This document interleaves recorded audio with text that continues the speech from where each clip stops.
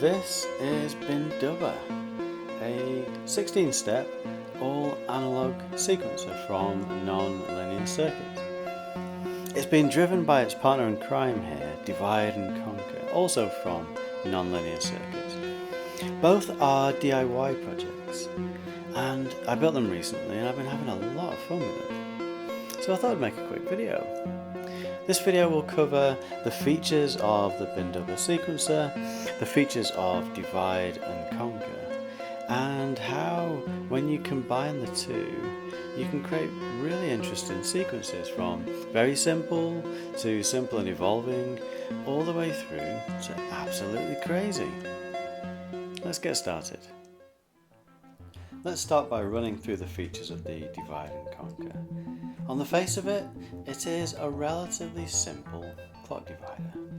You send a clock into the main input at the top, and then from the outputs you get different divisions. So on the right hand side here, we have the even divisions, so going up in doubles, so 2, 4, 8, 16, all the way up to 256. On the left hand side here, we have odd outputs, so we have divide by 3, divide by 5, divide by 7. And then we have odder outputs. So in each of these sections here, for the divide by 3 section, we have 3 divided by 2, so 1.5, which is essentially halfway between each divide by 3 output. Similarly, we have 5 divided by 2, 2.5, so halfway between the divide by 5 outputs. And then we have 7 divided by 2, 3.5, which is halfway between the divide by 7 outputs. You probably also notice there are multiple inputs. So in addition to the main input on the top right, we have inputs into each of these odd sections. So that allows us to drive each of those sections separately with a different clock, or to cross patch. So for example, we could take an output here and push that into the divide by 7. So for example, a divide by 2, we put it into the divide by 7 section, and then the divide by 7 becomes divide by 14, and then the 7 divided by 2 becomes divide by 7.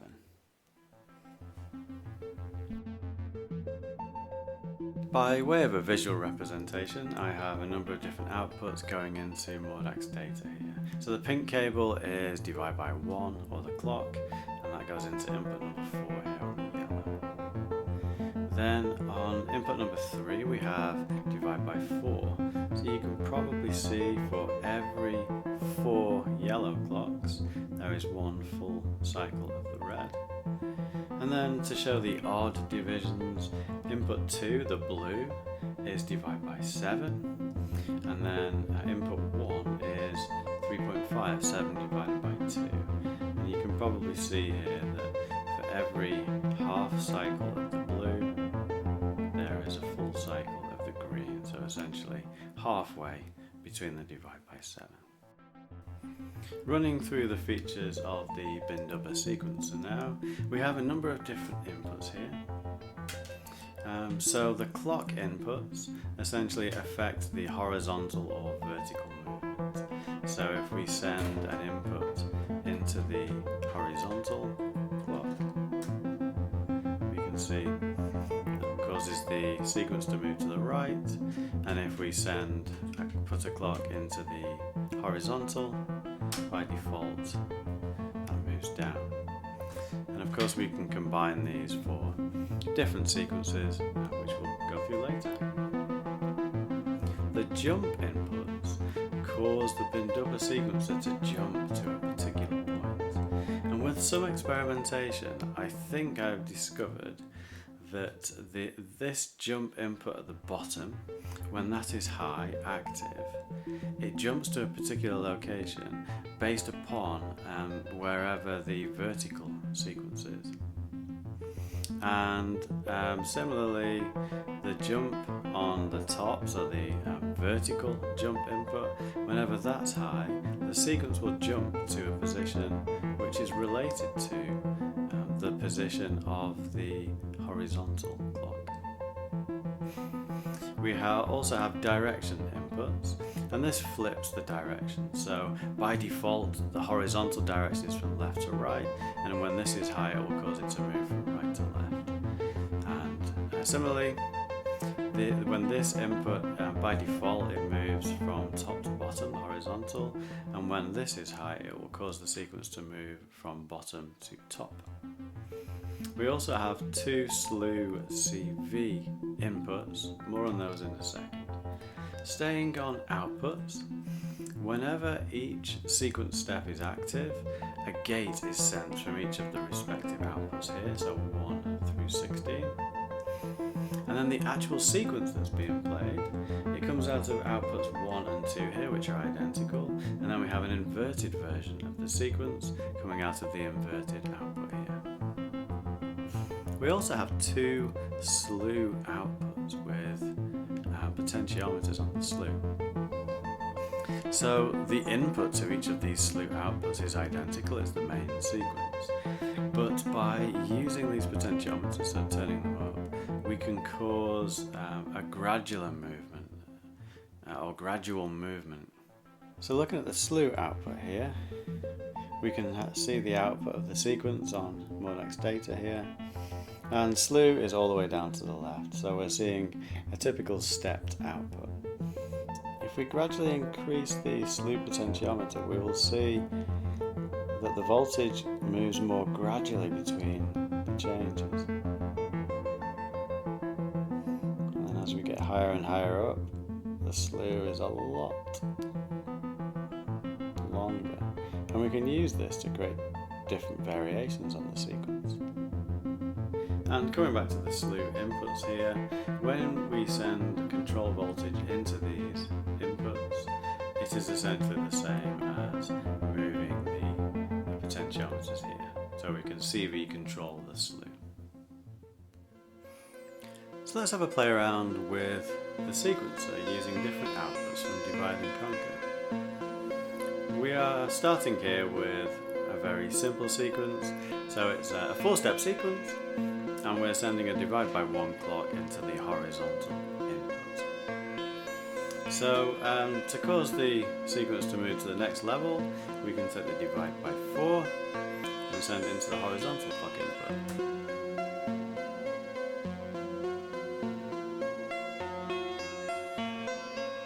So straight away we've noticed it isn't quite behaving exactly as we expected. You might think that by putting a divide by 4 on the top and a divide by 1 on the bottom, that it would cause a perfect sequence.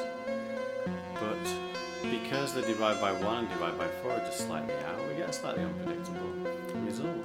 I actually quite like it. We could also, of course, put the divide by 1 into the vertical, to go up and down. So let's now play around with the jump input. So we'll put divide by 1 here, divide by 4 here,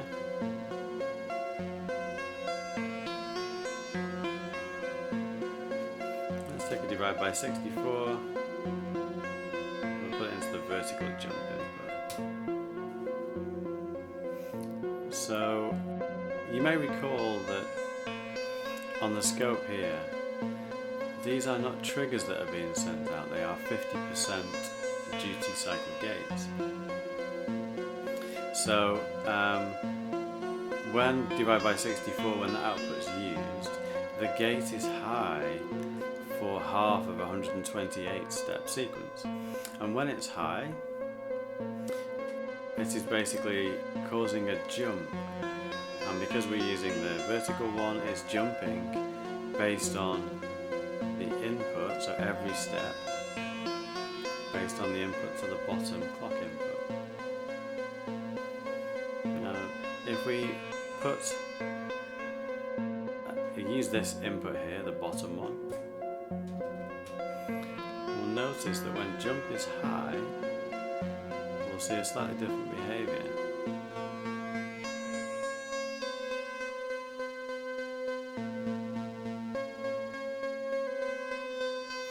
So it is basically high for half the time, but the change is slower because it's changing using a divide by 4 clock, so therefore influenced by this top input here.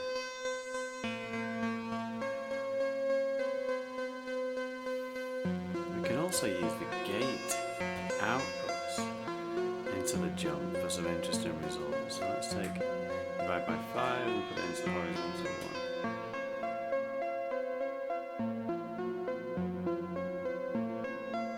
That causes a bit of a fill when it gets to step 5. Try 7. So each one is creating a slightly different pattern, variation on the pattern. 15 maybe.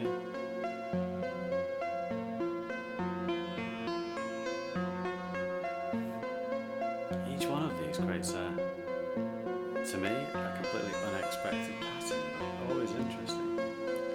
Let's try the same to the upper jump input.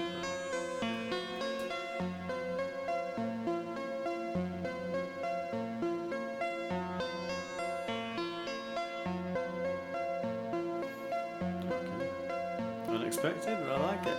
Let's try 2.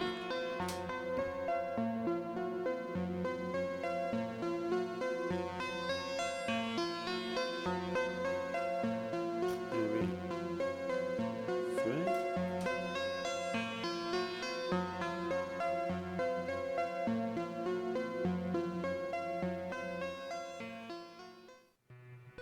So here we have Bindubba and Divide and Conquer being at the heart of a fairly complex patch.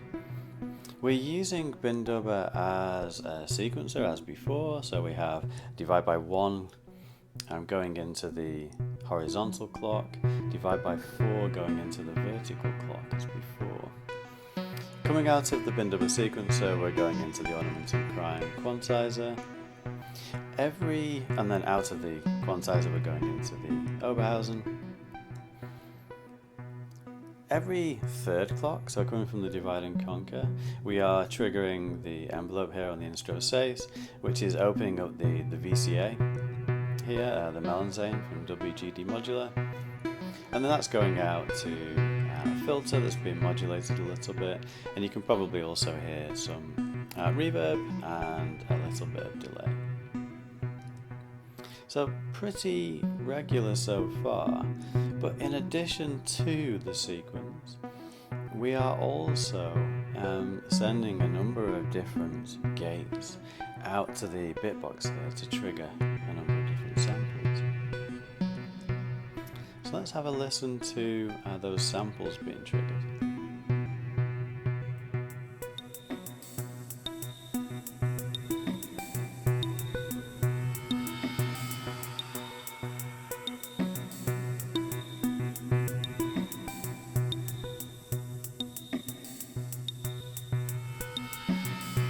In addition to those samples, we can also trigger Life will not be contained. kick. So we can use the gate output here.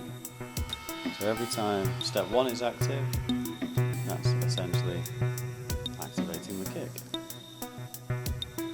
We can make that a bit more interesting by adding or linking those two together. So the kick is now fired whenever step 16 or step 1 is active. So, fairly nice pattern so far. We can now use some of the other tricks from before, the jump Life will not direction. be contained. So, let's first of all use this jump input. I'm going to use this jump input in combination with step 3 coming out here and the divide by 128 on the Divide and Conquer. And both of those are going into an AND gate down here. So that means that, so if you recall first of all, these Divide and Conquer outputs are 50% duty cycle gates. So for using the divide by 128, for half of a 256 step pattern, the gate is high. So if we combine that gate that's high half the time Life will not be with contained. the output from step 3 here, it means that step 3 is only going to be sent to the jump for half of that 256 step sequence. So that creates a nice little variation. You'll hear when it comes in, you'll see the pattern jump around a little bit. There we go. So we're creating a nice double kick in addition to a slightly varied pattern. And finally, to make it a little bit more interesting, we can take the 3 divided by 2, so 1.5, and push this into the direction. And we'll put this into the horizontal direction, and that'll create a little bit more variation.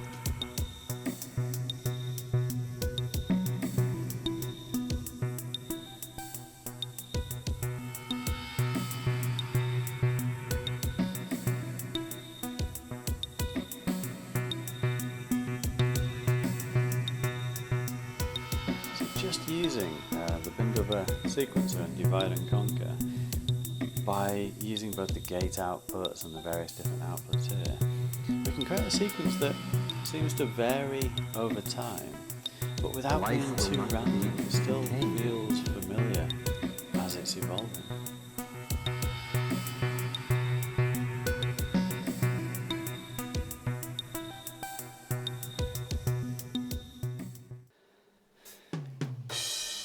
For this final patch, we'll use the Bindubba sequencer, again driven by Divide and Conquer, to not drive any melodies this time, but just drive percussion.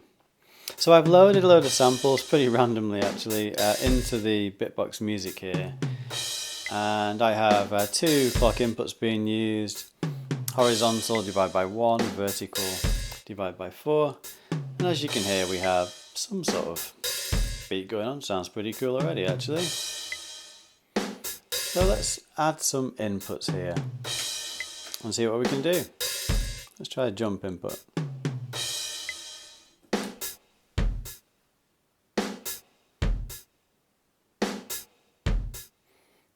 Sounds pretty cool. What about the horizontal one?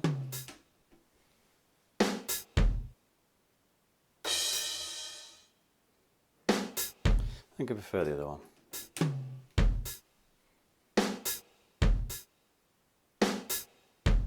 Okay, let's try some of these directional inputs now.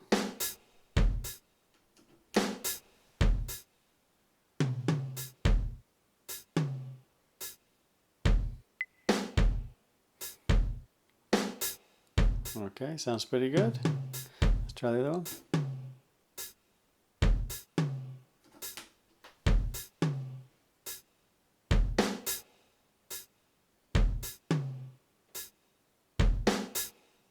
That sounds pretty good. And I didn't mention before, but because both the Bindubba and Divide and Conquer are purely analog, you can send them to audio rates. So I have the clock coming in here from a square wave VCO just out of shot. So let's ramp it up and see what it sounds like.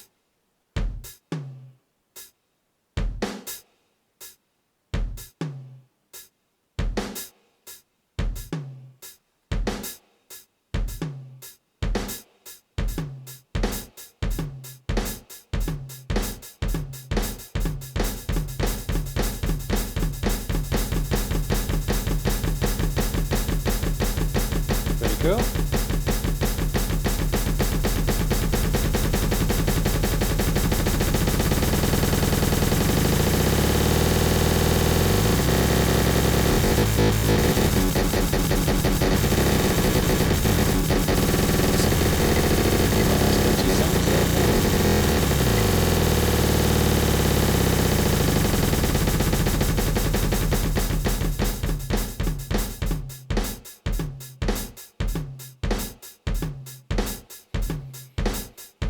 Alright, so we've got a bit of a wonky beat at the moment. Let's make it a bit wonkier. So let's take a divide by 7, maybe stick it into a jump input.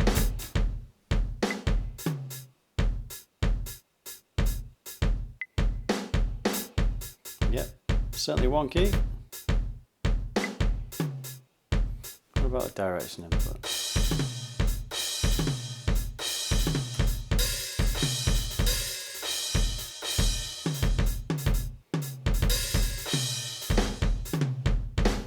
go.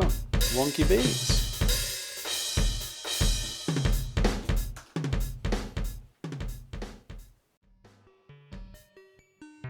So there you have it, the Bindubba sequencer and its partner in crime, the Divide and Conquer.